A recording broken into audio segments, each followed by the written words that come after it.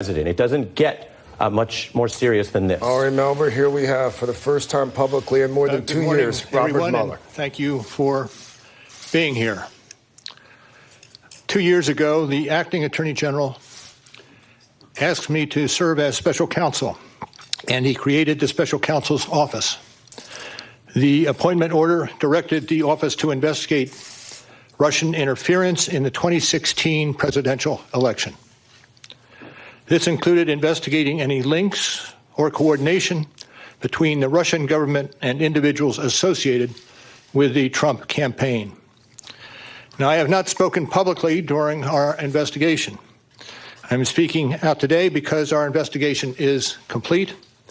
The Attorney General has made the report on our investigation largely public. We are formally closing the special counsel's office, and as well, I'm resigning from the Department of Justice to return to private life. I'll make a few remarks about the results of our work. But beyond these few remarks, it is important that the office's written work speak for itself.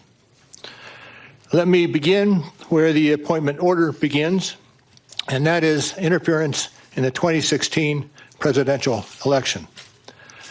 As alleged by the grand jury in an indictment, Russian intelligence officers who were part of the Russian military launched a concerted attack on our political system. The indictment alleges that they used sophisticated cyber techniques to hack into computers and networks used by the Clinton campaign.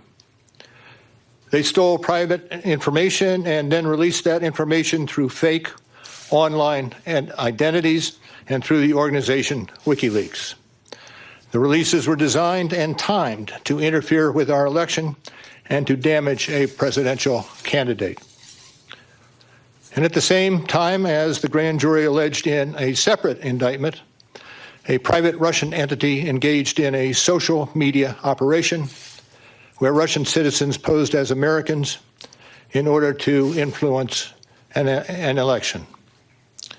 These indictments contain allegations, and we are not commenting on the guilt or the innocence of any specific defendant.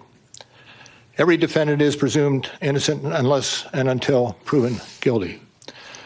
The indictments allege, and the other activities in our report describe, efforts to interfere in our political system. They needed to be investigated and understood, and that is among the reasons why the Department of Justice established our office. That is also a reason we investigated efforts to obstruct the investigation. The matters we investigated were of paramount importance. It was critical for us to obtain full and accurate information from every person we questioned.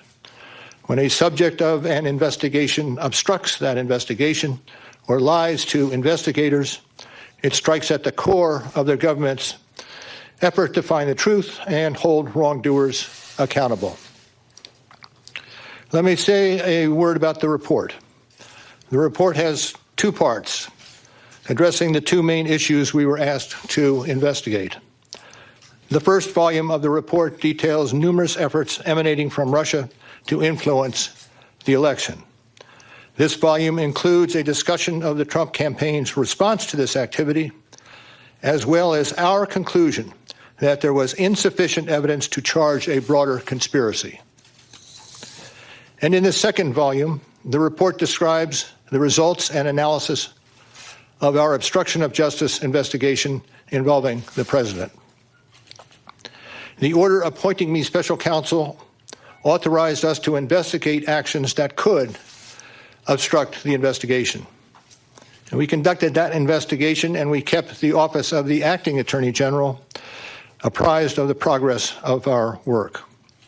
And as set forth in the report, after that investigation, if we had confidence that the president clearly did not commit a crime, we would have said so. We did not, however, make a determination as to whether the president did commit a crime. The introduction to the Volume 2 of our report explains that decision. It explains that under long-standing department policy, a president cannot be charged with a federal crime while he is in office. That is unconstitutional. Even if the charge is kept under seal and hidden from public view, that too is prohibited. The special counsel's office is part of the Department of Justice, and by regulation, it was bound by that department policy. Charging the president with a crime was therefore not an option we could consider.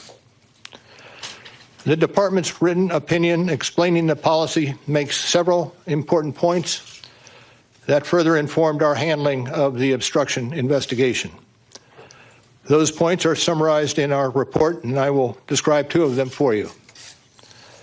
First, the opinion explicitly permits the investigation of a sitting president because it is important to preserve evidence while memories are fresh and documents available. Among other things, that evidence could be used if there were co-conspirators who could be charged now. And second, the opinion says that the Constitution requires a process other than the criminal justice system to formally accuse a sitting president of wrongdoing. And beyond department policy, we were guided by principles of fairness. It would be unfair to potentially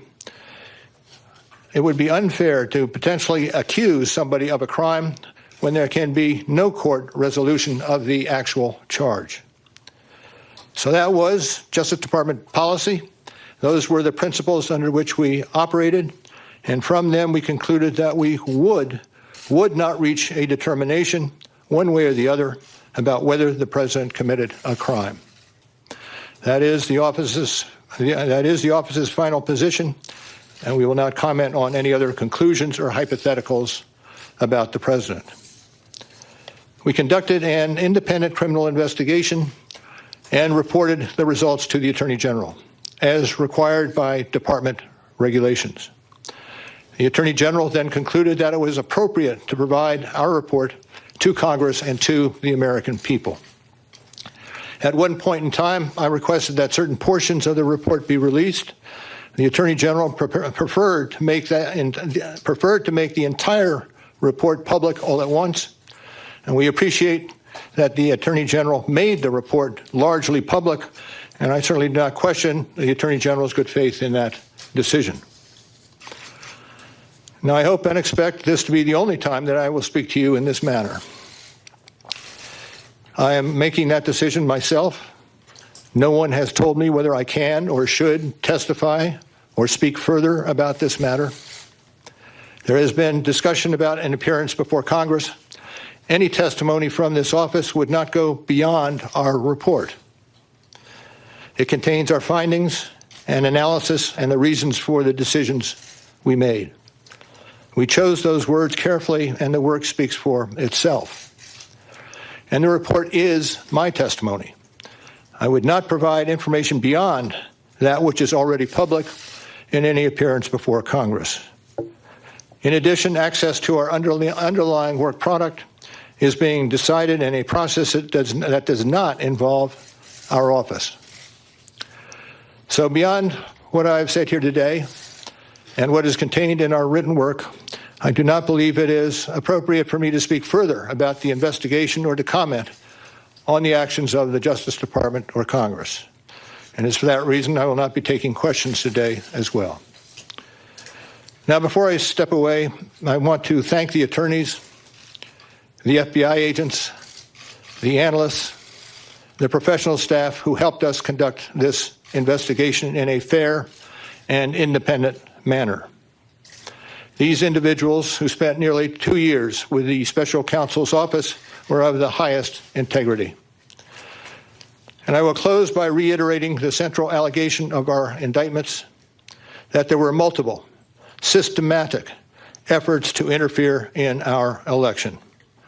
And that allegation deserves the attention of every American. Thank you. Thank you for being here today. Sir, if you're subpoenaed,